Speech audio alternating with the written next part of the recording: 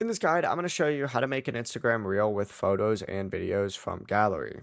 Before we get into this guide, make sure to like the video and subscribe to the channel with all notifications on. It really does help with the channel and it lets us know that you want more content like this.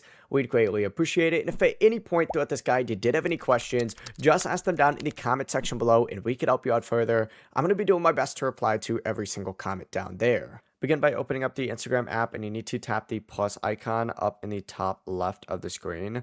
From here, go ahead and choose Reel and it's going to redirect you to a page that looks something like this. What you need to go ahead and do is then choose whatever photo or video that you want to go ahead and add. You can tap multiple clips and they'll all appear at the exact same time. Like let's go ahead and choose multiple photos. For example, we'll do these two right here.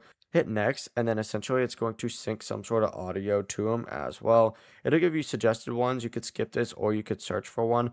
I'm just going to keep this one right here. And then, of course, it's going to essentially edit this for you. Now, you could swipe up and edit it to make it a little bit better if you want.